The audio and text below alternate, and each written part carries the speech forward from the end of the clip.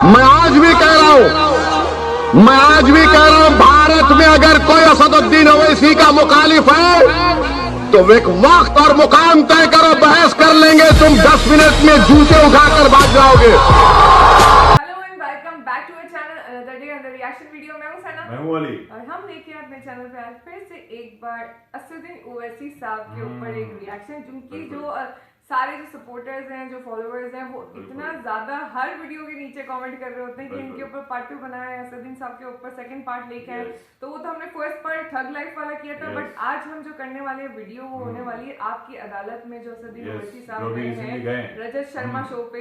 तो देखते हैं कि उसमें इनका कैसा रहा है सवाल जवाब, आपस में कैसी रही है बातचीत। तो अगर चैनल पर नए हो तो सब्सक्राइब कर देना, बेल नोटिफिकेशन ऑन कर देना, so you never miss any reaction. तो वीडियो स्टार्ट करते हैं, लेट्स सी कि क्या होने वाला है।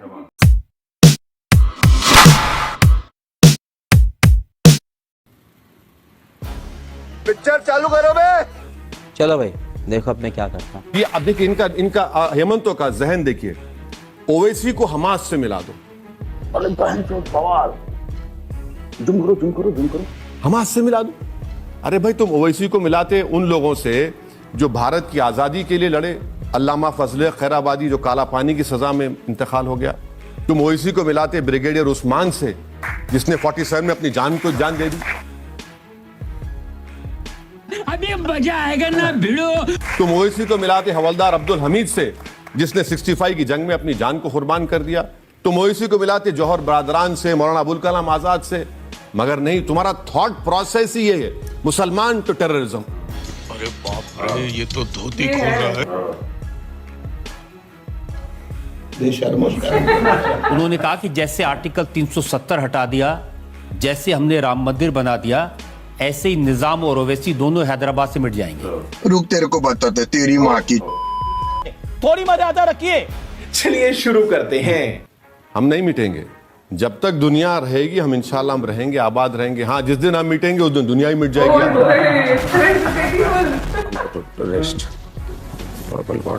इतना छोटा पहले कभी नहीं हुआ होगा। तो ये इनका बोलने का थॉट प्रोसेस है। अब इनको क्या लग रहा है कि वहां पर इतना जुल्म किया आसाम के मुसलमानों पर, उसके बावजूद भी आसाम में मुस्लिम बच्चे और बच्चियां जो है सबसे ज्यादा नंबर में नीट में क्वालिफाई हो गए। तो हेमंत तो परेशान हो गए।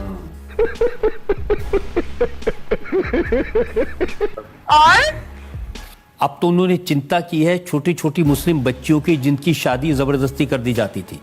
अच्छा, prohibition of child marriage central act है, पॉक्सको एक्ट है, चाइल्ड मैरिज का एक स्टडी है, गरीबी की वजह से चाइल्ड मैरिज होती है।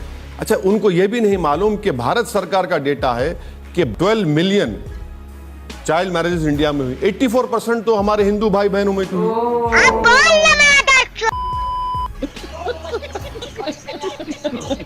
मजा आया। नहीं, उन्होंने कहा कि 90 साल पुराना अंग्रेजों के जमाने का एक कानून था, वो जिसके तहत अगर बच्ची की उम्र कम है, लड़के की उम्र कम है, तो भी उसकी शादी रजिस्टर हो जाती थी।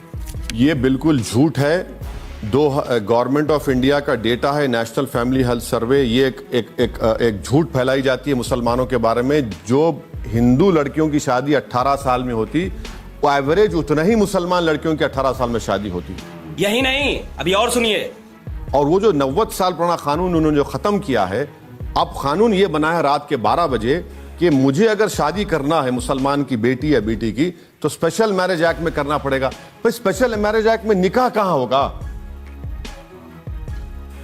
अरे देवा, ये गड़बड़ है बाबा। स्पेशल मैरिज एक्ट में मेहर का कहां प्रोविजन होगा जो दूल्हे को दुल्हन को देना पड़ता है? आप मेरा मजहबी रिचुअल्स जो है जिसके बगैर मेरी शादी नहीं, क्यों छीन रहे मुझसे? आप क्यों छीन रहे मुझसे? यही कहते हैं, ऐसी बातें कह के आप डराते हैं मुसलमान। डराते नहीं, मैं फैक्ट कह रहा हूं, मैं झूठ नहीं कह रहा हूं, सच्चाई कह रहा हूं मैं। अरे लूट लिया जा भाई आपने, लूट लिया। नहीं होनी वैसे तो वो कानून मैंने देखा है, उसका जो स्पेशल प्रोविजन आखिरी जो उसका पैरा है, उसमें लिखा है कि अगर इस कानून के बाहर भी निकाह होता है, कोई शादी होती है, तो उसको रिपील नहीं किया जाएगा इस कानून की। निकाह कैसे होगा जब मैं स्पेशल मैरिज एक्ट करूंगा? समझ रहे हो आप? समझ रहे हो? आप आपके धर्म मुझ पे क्यों थोप रहे हैं? और आप ये क्यों समझ रहे हैं कि हमारा धर्म की मोरालिटी अच्छी है, मेरे धर्म की मोरालिटी खराब है? सिर्फ मुसलमानों को उनको रिलीजन से दूर कर दो, उनके रिलीजियस प्रैक्टिस से दूर कर दो। रिफॉर्म के नाम पर आप मुसलमानों से हमारा रिलीजन छीनना चाह रहे हैं। भाइयों बहनों, क्या खेल खेला जा रहा है? तो साले तू तो ये जो लोग बोलते हैं ना कि मुसलमान पूरे हिंदुओं से आगे बढ़ जाएंगे, नहीं बढ़ेंगे। 600 साल में भी नहीं बढ़ेंगे, 1000 साल में भी नहीं बढ़ेंगे। भारत में हिंदुओं का पॉपुलेशन स्टेबलाइज हो जाएगा बाय 2070 और मुसलमानों का पॉपुलेशन स्टेबलाइज होगा इन 40 साल के बाद। वो और लास्ट जो मुसलमानों का पॉपुलेशन होगा वो 18.87%, उतना ही होगा। ठीक है, समझिए। ऐसी चीजें सोशल मीडिया पर बहुत चलती हैं और लोग एग्जाम्पल देकर बताते हैं कि बेल्जियम में बैलेंस बिगड़ गया, वहां ज्यादा मुसलमान हो गए, वहां के लोग कम रह गए। और नंबर्स कह रहे हैं, उसको भी वो लोग चैलेंज करते हैं। उसको लेकर वो ये कहते हैं कि जब जनसंख्या गिनने वाले लोग जाते हैं जी, तो मुसलमान अपने 9 में से 5 बच्चों को अंदर छुपा लेते हैं, 4 को गिनवाते हैं, 5 को नहीं गिनाते। तो उनको कैसे मालूम कि 9 है?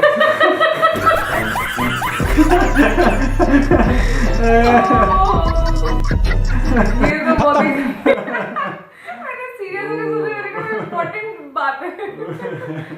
ओह गॉड, ये तो भाई असद साहब तो नेक्स्ट लेवल आदमी है भाई। ये तो ऑन फायर रहते हैं हमेशा ना, फुल जो आता है वो जवाब देते हैं, जबरदस्त डरते नहीं है, होल्ड बैक बिल्कुल नहीं करते, जो है वो स्ट्रेट फॉरवर्ड। इनकी पर्सनालिटी बड़ी जबरदस्त, बड़ी करिश्मेटिक है। बड़ा मजे के जवाब देते हैं। नहीं, बहुत माशाल्लाह इंटेलिजेंट है और बिल्कुल हर डिबेट का क्वेश्चन बाय क्वेश्चन आंसर देते हैं अपनी मर्जी से, ऐसे ये नहीं। और ये बात सच है कि जो उनकी बातें मुझे जहाँ तक समझ आई वो सही बोल रहे हैं कि मुस्लिम्स जो है उनको मुस्लिम्स की प्रैक्टिस करने दिया जाए, और अगर वो जैसे वो बोल रहे थे मुझे वो वैलिड लगी कि उस तरह से उस सेक्शन के हिसाब से निकाह नहीं होता, तो ये बात तो उनकी फैक्ट है। बाकी पूरा हमने शो नहीं देखा, हमने उसके जो बीच के मेन चंक्स थे उसके ऊपर दिए रिएक्शन।